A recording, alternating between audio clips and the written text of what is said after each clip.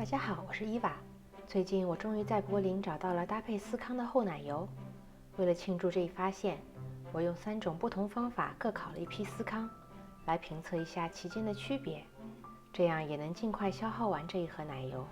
这3批司康其实是使用同款方子，当中的区别是：第一批使用了酪乳，低温烘焙；第二批使用牛奶，在面团中加了葡萄干，中温烘焙；第3批也是使用牛奶，在面团中加了蔓越莓干，并且让面团在冷藏状态下松弛了几个小时，高温烘焙。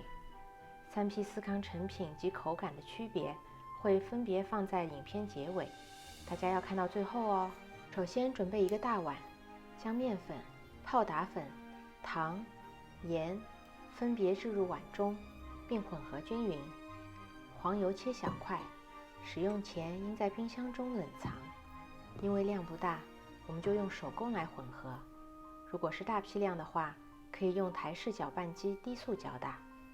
最后面粉和黄油混合成粗沙粒的状态就好。此时在黄油面粉中加入液体，牛奶或酪乳，可以用一把餐叉或餐刀，搅拌至大致成团。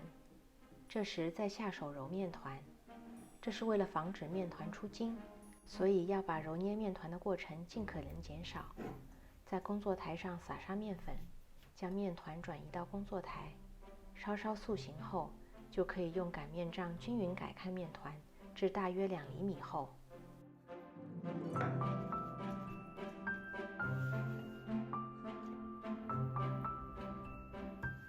我用的是直径5厘米的圆形模具。这时面团会稍稍沾手，可以先将模具沾上面粉再切。切的时候要每个圆都要紧挨着，这样可以得到最多的第一手面团。多余的面团也可以再次使用，但多擀开一次，面团的筋性就会更强，司康的口感就会不够松软。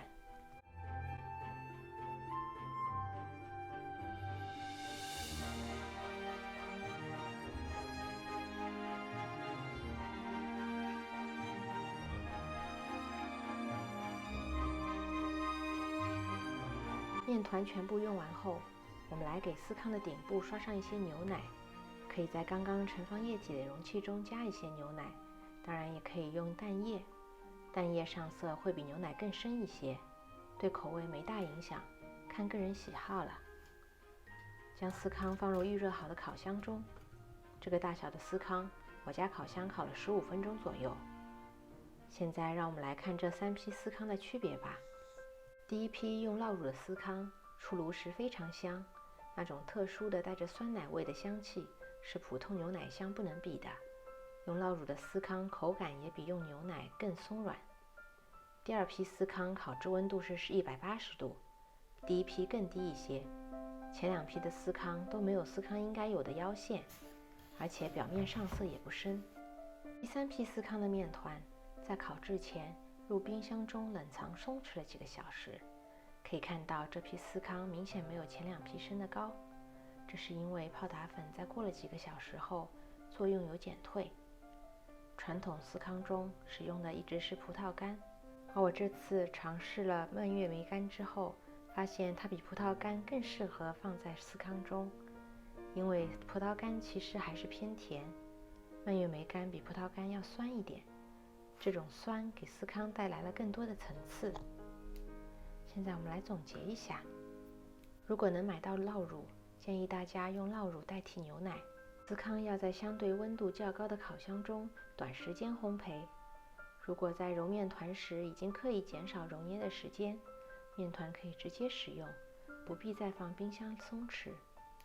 要给原味的司康增加口感的话，蔓越莓干是个不错的选择。合格的司康在上桌时应该是温热的，口感是外层酥脆，内里松软，抹上草莓果酱和厚奶油，搭配一杯香茶，就是让人非常满足的一份下午茶点。看了这期测评，大家是不是也想马上自己动手来做做看呢？欢迎在留言区留言讨论。这就是我今天的学习成果，谢谢大家的陪伴，我们下个视频中再见喽。